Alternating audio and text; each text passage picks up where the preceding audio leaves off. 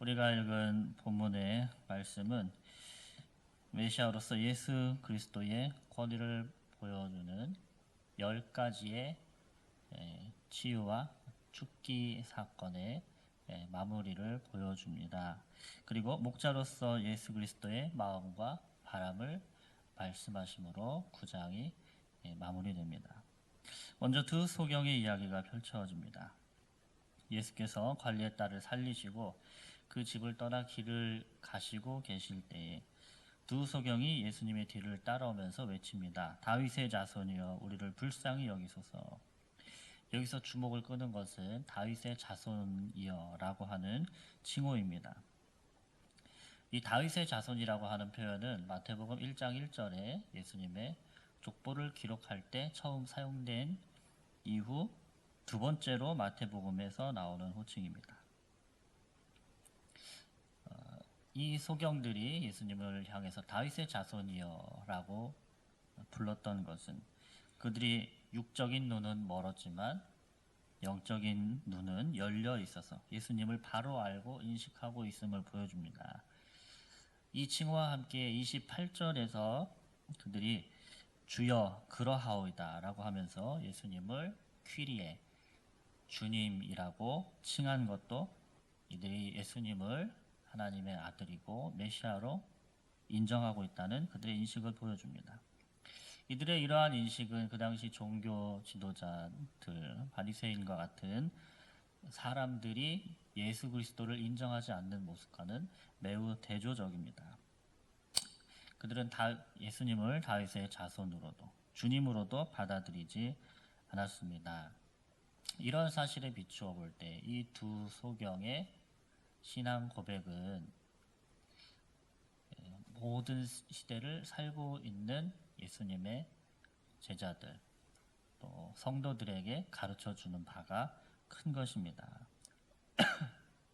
예수님을 하나님의 아들이요 다윗의 자손으로 메시아로 인정하는 믿음을 가져야 함을 우리에게 보여주는 것입니다.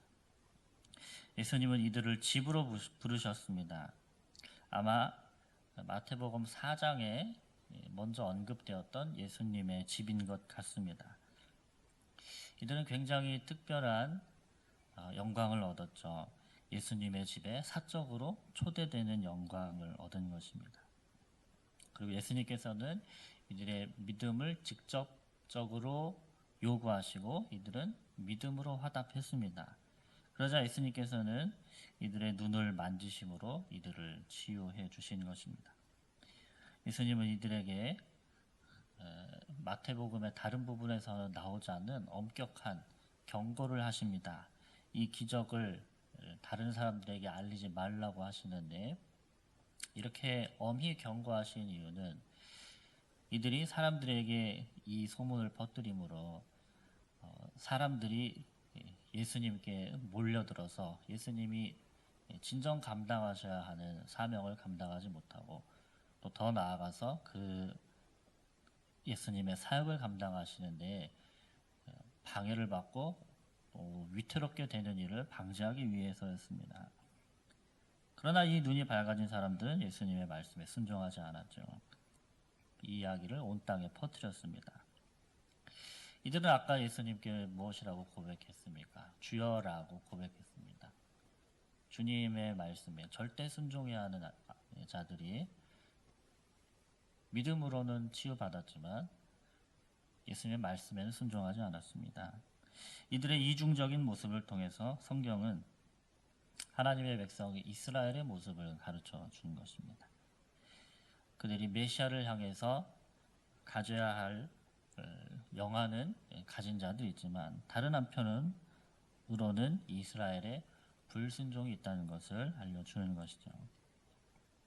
이 사건 이후에 예수께서 귀신 들려서 벙어리 된 자를 치유하시는 그런 사건이 나옵니다. 예수님께서 귀신을 쫓아내자 무리들이 놀랍게 여기면서 말을 합니다. 이스라엘 가운데서 이런 일을 본 적이 없느니라. 이 말은 좀 과장일 수 있습니다. 이스라엘 가운데서 이런 귀신 쫓는 일을 본 적이 없느니라. 이 상황만 놓고 보면 이렇게 말한 것으로 볼 수 있는데 이 당시 축기 사역이 아주 드문 일이 아니었습니다. 어떻게 보면 흔한 일이었습니다. 우리나라도 요즘은 그렇지 않지만 지난 세기에 이런 보고를 보면 교회에서 많은 축기의 그런 사역들이 있었습니다. 그런 것을 또 보는 경우도 많이 있었습니다. 1세기의 이스라엘의 환경에서 귀신 들린 사람들이 많이 있었고 그렇기에 예수님도 축기 사역을 하신 것이고 예수님뿐만 아니라 다른 이런 종교적인 사역자들이 축기 사역을 행했습니다. 그래서 이스라엘에서 이런 일을 본 적이 없다라고 놀라면서 말하는 것은 과장일 수 있는 거죠. 그렇다면 왜 이런 말로 마태복음은 기록을 하면서 예수님의 이 10가지의 그 치유, 그 축기 사역의 말씀을 마무리하는 것일까요? 그러니까 이스라엘 사람들이 놀라면서 하는 이 말은 지금 이 벙어리 귀신을 쫓아낸 이 사건만을 보고 말하는 것이 아니고 10가지의 이 축기 기적들에 대한 이스라엘의 반응에 결론을 내린 것이라 할 수 있습니다. 한마디로 예수님의 치유와 축기 사역은 다른 사람들이 갖지 못한 메시아로서의 예수님의 권위를 나타내주는 사역이었던 것입니다. 다른 축기 사역자들이와는 비교할 수 없는 그들이 보여주지 못한 하나님의 아들로서의 권위를 예수님은 보여주셨고 그것에 대해서 이스라엘은 놀랐다는 것이죠. 그런데 바리새인들은 예수님의 이러한 기적에 대해서 그가 귀신의 왕을 의지하여 이런 일을 행하였다고 비판합니다.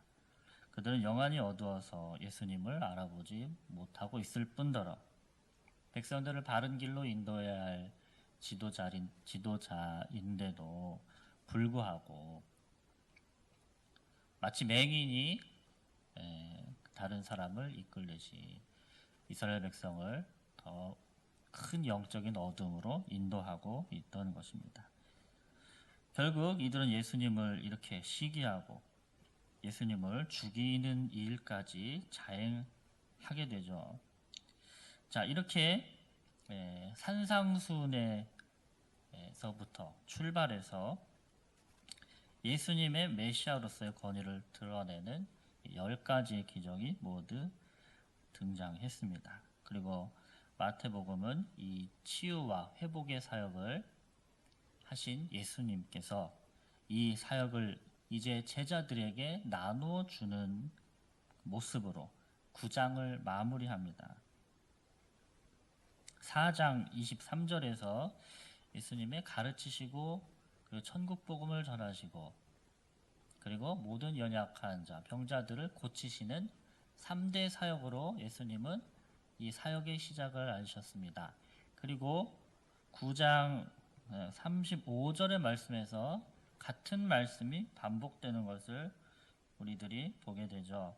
자, 이것은 예수님께서 시작하신 그 3대 사역을 이제 제자들에게 이양해주는 그런 의미이자 지금 이 10가지 산상수훈에서부터 그리고 10가지의 기적으로 보여주시는 예수님의 사역을 마무리하는 그런 말씀으로 볼 수 있겠습니다.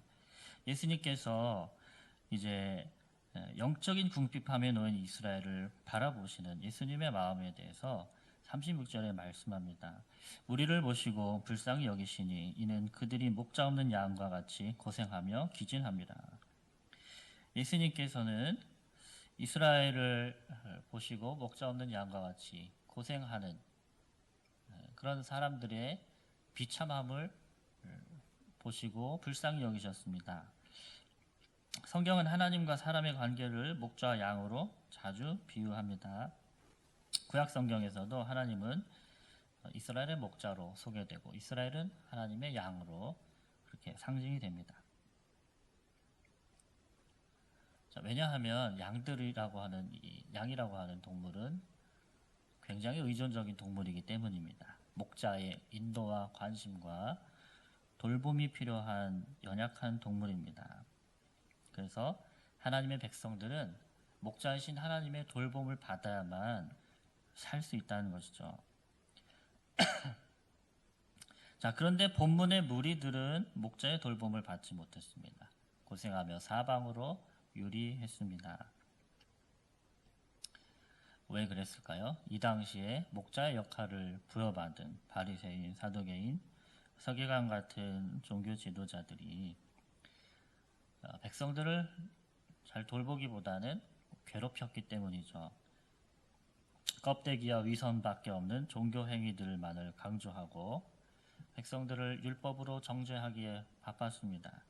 예수님은 이러한 이들의 영적인 상태를 보시고 불쌍히 여기셨다는 것입니다. 불쌍히 여기셨다는 단어의 원문의 뜻은 창자에 이르기까지 깊은 감동을 받았다라는 의미입니다. 고대 사람들은 영혼의 좌소가 이 내장이라고 보았습니다. 그래서 창자에 이르기까지 감동을 받다라는 말은 마음과 정서에서 끌어오르는 감정을 말하는 것입니다. 그래서 주님이 그들을 보고 불쌍히 여기셨다는 것은 그 영혼들을 바라보실 때 창자가 뒤흔들리는 듯한 아주 가슴이 찢기는 듯한 고통을 느끼셨다는 것입니다. 자, 이러한 예수님의 백성들을 바라보는 마음과 감정은 제자들에게 곧바로 전달이 되었을 것입니다. 무리를 보면서 애끓는 심정을 바라시는 예수님을 보며 제자들은 무엇을 느꼈을까요? 마태복음의 주석서를 쓴 R.T. 프랜스라고 하는 학자가 있습니다. 그분은 이 마태복음 9장 36절의 말씀이 복음서의 예수님의 말씀을 한마디로 정리한 것이라 이렇게 말합니다. 예수님 여러 가지 말씀을 하셨습니다. 산상수훈에서 제자들에게 천국 시민의 삶의 모습을 가르치고 또 제자의 도를 가르치시고 또 바리새인 사두개인들과 여러 논쟁을 하셨습니다. 이러한 예수님의 말씀을 한 말씀으로 요약한다면 바로 이 말씀인 것입니다. 무리를 모시고 불쌍히 여기시니 이는 그들이 목자 없는 양과 같이 고생하며 기진함이라. 사랑하는 여러분, 우리의 모습을 한번 돌아봅시다. 우리는 주님을 알지 못하는 잃어버린 영혼들을 볼 때에 이러한 예수님과 같은 애끓는 마음이 있습니까? 혹시 나에게 그러한 하나님의 마음이 없다면 우리는 잠시 우리의 일을 내려놓고 우리의 눈에 예수님의 눈물을 달라고 기도해야 할 것입니다. 이어지는 구절에서 주님의 요청이 나옵니다. 이에 제자들에게 이르시되 추수할 것은 많되 일꾼이 적으니 그러므로 추수하는 주인에게 청하여 추수할 일꾼들을 보내주소서 하라 하시니라. 추수라고 하는 것은 최후의 심판이라기보다는 하나님의 백성들을 불러 모으는 것을 뜻합니다. 이 일을 하는 이 추수의 일꾼은 말씀 속의 상황에서는 예수님 혼자 하고 계셨습니다. 그러나 제자들에게 이 일을 맡기셨고 그리고 현대 지금을 살고 있는 우리에게도 이 사역을 맡기신 것입니다. 어느 때나 추수할 일꾼은 적습니다. 누가 나를 위해 갈꼬라고 하나님 외치시지만 그 부름에 응답하는 사람은 극소수입니다. 그렇기 때문에 예수님은 무엇을 하라 하십니까? 기도하라 라는 것이죠. 추수할 일꾼을 보내달라고 기도하라 하셨습니다. 하나님의 나라는 기도로 세워집니다. 하나님의 통치는 기도를 통해서 완성되어 갑니다. 하나님은 우리의 기도를 들으시고 일하여 주십니다. 하나님은 우리의 기도를 사용하셔서 천국의 성장을 이루시는 것이죠. 그리고 그러므로 우리는 기도함으로 하나님의 나라를 세워나가는 것입니다. 사랑하는 여러분, 우리 함께 기도합시다. 잃어버린 영혼들을 위해서, 우리의 가족과 친지와 이웃들을 위해서, 그리고 베트남의 영혼들을 위해서 함께 기도합시다. 오늘 예수님께서 우리에게 말씀하신 이 선교의 명령 그리고 기도의 명령을 듣고 우리는 주님의 참된 제자라면 이 명령에 온전히 순종해야 할 것입니다. 우리가 결과에 대해서 책임을 질 필요는 없습니다. 모든 일은 그분께 맡겨드리고 결과는 그분께서 알맞은 모습으로 역사해 주심으로 보여주실 것입니다. 그러므로 우리가 해야 할 일은 열정적으로 주님께 기도하고 목양의 사역을 감당하는 것, 선교의 사명을 감당하는 것입니다. 그렇게 늘 기도함으로 주님의 마음을 받고 주님의 선교의 사명을 실천하고 또 추수할 일꾼들을 세워나가는 우리들, 또 우리 교회가 되기를 주님의 이름으로 축원합니다.